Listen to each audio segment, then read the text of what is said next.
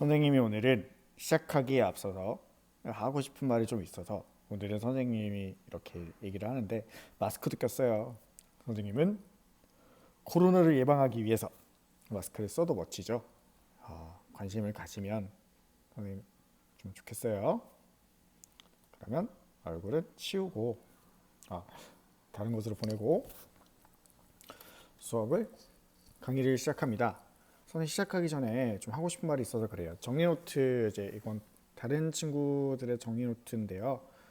선생님이 형식을 그렇게 중요시 하는 사람은 아니지만 그래도 약간 이렇게 하는 것도 괜찮다. 연습을 한번 해보자 이런 거거든요.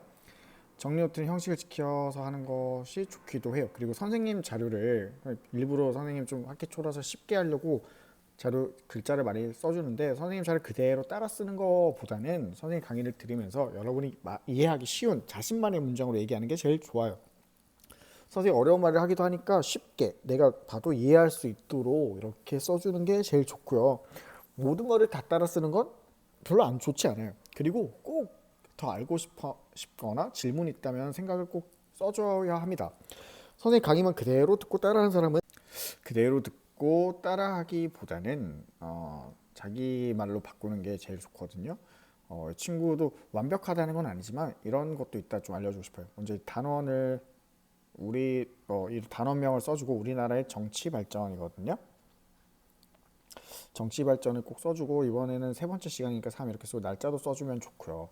그리고 여기는 없지만 우리 반은 꼭 있죠. 성취 기준 선생님 써주죠. 그건 성취 기준은 꼭 써주는 게 좋아요. 왜냐하면 우리가 뭐를 목표로 공부하는지 아는 거기 때문에 꼭 써주시고요. 그리고 여기 핵심 단어 이 칸에다 꼭 써주세요. 이런 중요한 말들 써주고 이런 관련된 설명을 여기 옆에다 그대로 써주는 게 제일 좋아요. 여기는 단어들. 그러니까 나중에는 이 문장 전체를 다 기억할 수는 없어. 그치? 그래서 여러분은 이 단어들을 먼저 기억을 해줘야 돼. 그래서 이 단어들을 통해서 이때 내가 이런 말을 썼었지 이렇게 기억해 주는 게 좋거든요. 그리고 뒤에는 궁금한 점을 생각할 질문을 꼭 써줘야 돼. 생각을 해야 질문이 나오고 질문이 있어야 선생님이 답을 해주고 그래야 우리 발전이 있어요. 선생님은 선생님이 가르쳐준 데 그대로 이해하고 받아들이기만 하는 사람을 원하진 않아. 항상 선생님이 실수할 수도 있고 선생님이 틀릴 수도 있어요. 선생님 이거 잘못됐어요 라고 얘기해줘도 좋고요. 질문을 꼭 해주면 좋겠어요. 알겠죠? 다음 정리 노트는 선생님이 좀 더 기대하고 보고 싶어요. 여러분만의 자기만의 노트가 되었으면 좋겠어요. 자, 잘 듣고 있나 민준이? 질문도 써준 민준이 잘했어요. 선생님 지금 출석부를 보면서 이름을 다 불러주려고 한번 해볼게요. 매 강의마다. 그리고 이제 교과서 정리는 이거는 이제 동규가 올린 사진인데 동규가 아주 잘했어요. 중요한 말에 밑줄도 치고 자기만의 기호로 동그라미 쳐줘도 돼요. 선생님 저는 중요한 말에 별표를 치고 싶어요. 그럼 여기다가 별표를 딱 쳐줘도 좋아. 선생님 저는 색깔이 좋아요. 빨간색도 해도 좋고 파란색도 해도 좋아요. 중요한 말 동그라미 쳐도 이렇게 교과서 정리를 꼭 집에서 해줘야 돼요. 교과서 정리한 거는 다시 노트에 안 써도 좋아요. 그리고 그림 같은 거 열심히 보고요. 자, 그럼 시작합니다. 우리나라의 정치 발전 세 번째 시간. 이번 시간에 6월 민주항쟁을 중심으로 한번 해보도록 하겠습니다. 띠로리 시작합니다. 오늘은 아침에 사실 재용이도 왔다 가고 오후엔 정서도 왔다 갔는데 집에서 하기 좀 헷갈리거나 힘들거나 어렵거나 하는 친구들은 언제든지 선생님한테 전화하고 학교 와서 선생님 얼굴도 한번 보고 이렇게 미리 약속만 되면 그렇게 해도 좋아요. 선생님도 친구들 얼굴이 너무너무 보고 싶거든. 여러분도 선생님 너무 보고 싶죠. 선생님 생각하기로는 선생님이 우리 학교에서 제일 잘생겼을 것 같아. 왜냐면 남자 선생님이 몇 명 없기 때문에. 동의하지 않아도 동의하게 될 거예요. 선생님은 독재라는 건 좀 그러니까 선생님의 예전에 작년까지 별명이 이제 GTS였거든요. BTS 짝퉁. 미안해요. 재밌으라고 한 거예요. 자, 성취교육은 6월 민주항쟁을 통해서 민주주의가 발전해온 과정과 의미를 파악을 할 거예요. 과정만 파악하지 않고 의미까지. 6월 민주항쟁 배경이 있어요. 5.18 민주화 운동이 아주 활발하게 열심히 가열차게 목숨까지 바쳐가면서 일어나서 됐는데 강제 진압됐어. 전두환을 비롯한 이 군인들에 의해서 계엄군에 서 강제로 진압이 되고 간선제, 우리 앞에서 공부했죠. 간접선거제의 줄임말인데 간접선거, 직접 국민들이 뽑는 게 아니라 전두환을 좋아하는 사람들을 모아가지고 이 사람들한테 투표를 하게 해서 전두환이 대통령이 되었어요. 쉽게 말하면 이런 거야. 어? 성현이가 자기가 대통령이 되고 싶은 거, 학교 어린이 회장이 되고 싶은 거야. 그런데 모든 친구들이 성현이를 좋아하진 않을 것 같아. 그래서 성현이가 친한 친구들 몇 명만 싹 불러 모아. 얘들아, 너네가 선거위원회가 되는 거야, 알겠지? 그래서 친구들한테 말. 얘들이 투표할 거야. 그래서 그 친구들한테 투표를 시켜서 성현이가 회장이 되는 거야. 이게 이제 간접 선거제가 되는 거지. 번호 순대로 한 명씩 부르고 있으니까 자기 번호 기다리세요. 자, 이렇게 해서 대통령이 됐어요. 근데 이렇게 하면 좀 찝찝할까 안 찝찝할까? 찝찝하지. 정정당당하지 않았잖아. 그러니까 사람 항상 불안하니까 언론을 통제, 정부를 비판하는, 정부를 잘못된 점을 말하는 그런 것들 못하게 막고 유리하고 잘한 것만 칭찬하게만 하는 거야. 그런 신문사만 방송사만 살려두는 거지. 이런 언론 통제를 했고요. 그걸 통해서 국민이 알아야 될 거. 정부가 잘하고 못하는 거 다 알아야 되지만 못하는 거를 알리지 않았기 때문에 국민의 알 권리를 막았죠. 그리고 독재 싫어, 민주주의 원합니다. 그렇게 우리가 피땀 흘렸는데 민주주의 해주세요. 얘기하는 사람들 다 탄압했어. 시끄러, 조용히 해. 뭐 이러면서 무지막지하게 탄압했죠. 왜 그랬을까요? 그런 게 제일 중요해요. 개인의 자유와 개성, 내가 이렇게 하고 싶고 원하는 거를 다 무시하고 존중하기보다 나라에서 정한 걸 잘 따라하는 사람을 원했기 때문이에요. 너네 내가 시키는 대로만 해.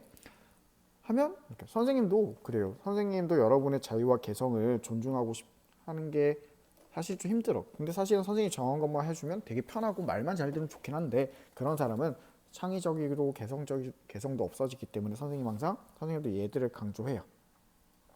얘들을 강조하지만 이게 항상 예의를 지키면서 하는 걸 또 강조할 거예요. 어쨌든 이 정부는 이런 좀 나쁜 모습을 보였어요. 탄압을 하다가 결국 사건이 터져요. 박종철, 고문에 의해서 목숨을 잃은 박종철 군이 있어요.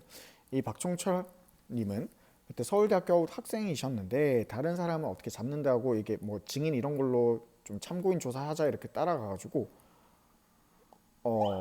고문을 받다가 돌아가셨어. 근데 처음에는 그냥 죽었다 했는데 그 어떤 의사가 부검 결과를 고문이다 이렇게 밝혀내면서 이렇게 신문에 엄청 정말 가까스로 겨우겨우 밝혀지게 됐어요. 국민들이 이걸 보고 엄청 화나고 엄청 민주화 요구를 하고 엄청 분노했죠.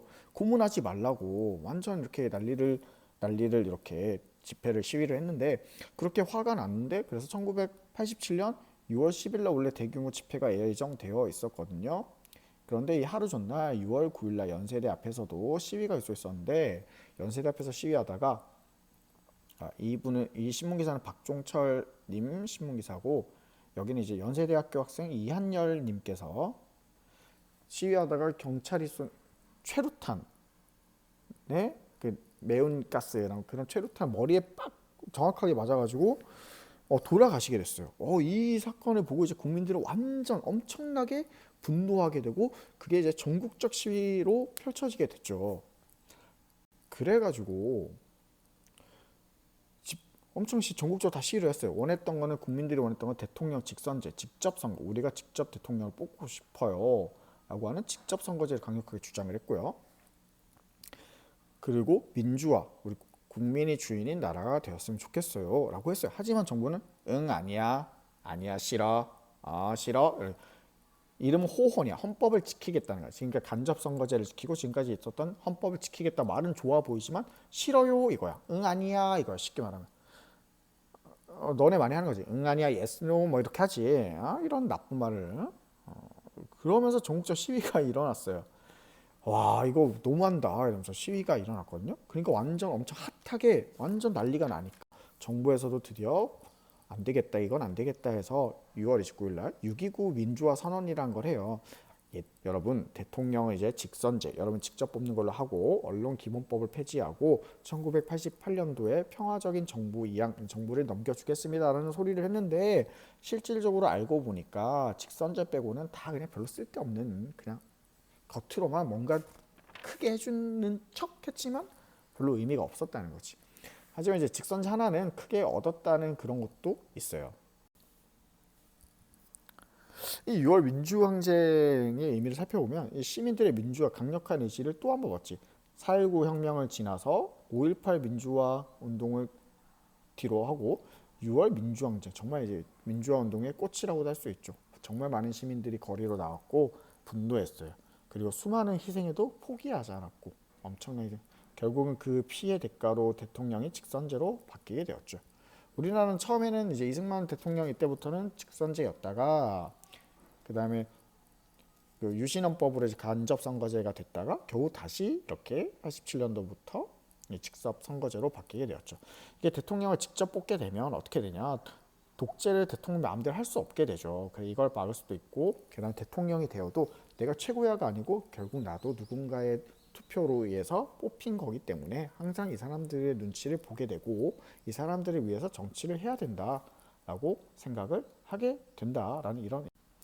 자, 오늘의 강의는 여기까지고요. 6월 민주항쟁에 관련된 영화도 많죠. 1987이라는 영화가 있는데 여러분 아직 나이가 이게 봐도 되는지 안 되는지 잘 모르겠는데 선생님이 몇 번 봤는데 볼 때마다 그냥 아유 참 그렇죠. 마음이 선생님이 여기 관련된 영상을 또 여러분 볼 수 있는 걸로 한번 찾아볼 테니까요. 여러분도 EBS 꼭 영상을 볼 때는 얘들아 EBS 것만 보세요. 다른 거는 보지 말고 이제 정치 관련 단원에서는 사람들의 생각이 많이 다르거든요. 그래서 약간 최대한 중립적인 게 EBS라서 이런 걸 보고 그다음에 생각을 만드는 거 여러분의 생각을 정하는 건 마음대로 정해도 좋아요.